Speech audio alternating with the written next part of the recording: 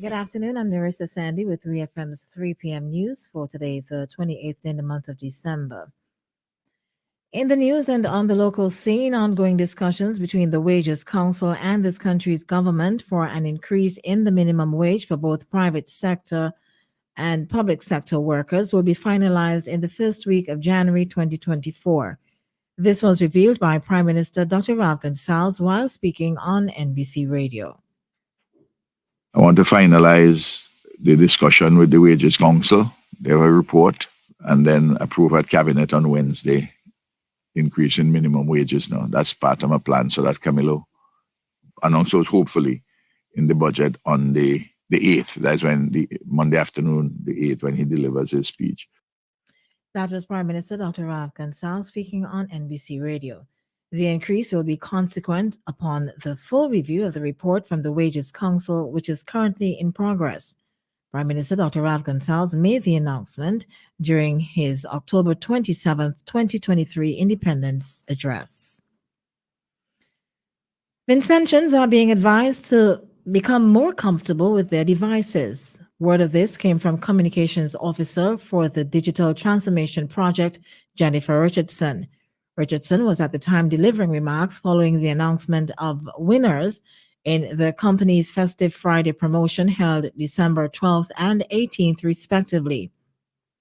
The communications officer also outlined services provided to the public under the project.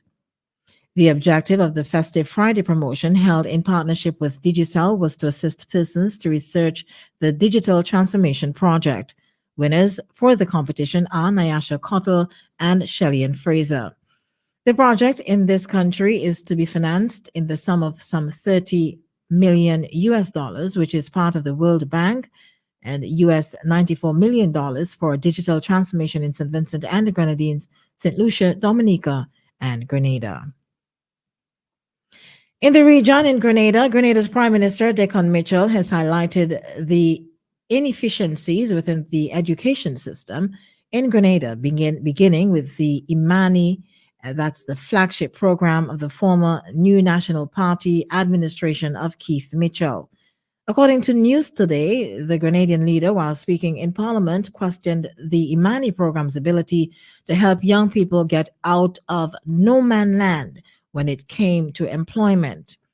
He said the country's education system was producing people who are giving credentials of subjects and that they were leaving school at the age of 16, not yet an adult, and they are being asked to fend for themselves, and that the only two institutions in Grenada that could take them was NULO and a non-government institution. Mitchell also noted that every year hundreds of young people are leaving secondary school with no skills or knowledge of skills for the workplace. Still in the region, the Office of the Prime Minister in Antigua and Barbuda has expressed concerns over comments seeking to cast blame for the youth violence which caused an abrupt end to the annual Boxing Day street jam in the Point community. According to Caribbean Loop News, the statement said young men believed to be between the ages of 11 to 14 were apprehended during the jam, armed with a cutlass and knife.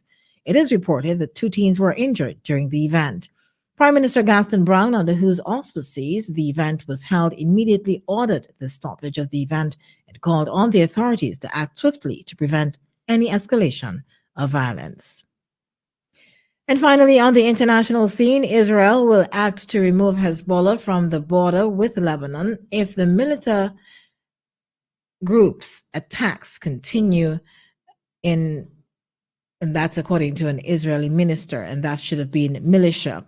In a report, the BBC said head of the Israel Defense Forces was quoted as saying that the troops were in very high readiness for more fighting in the north.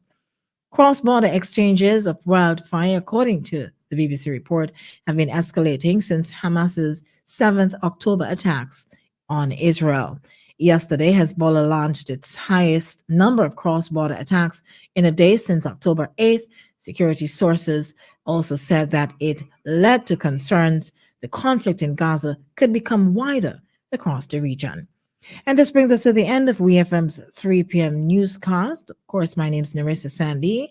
Do join us at 5:30 for our next newscast.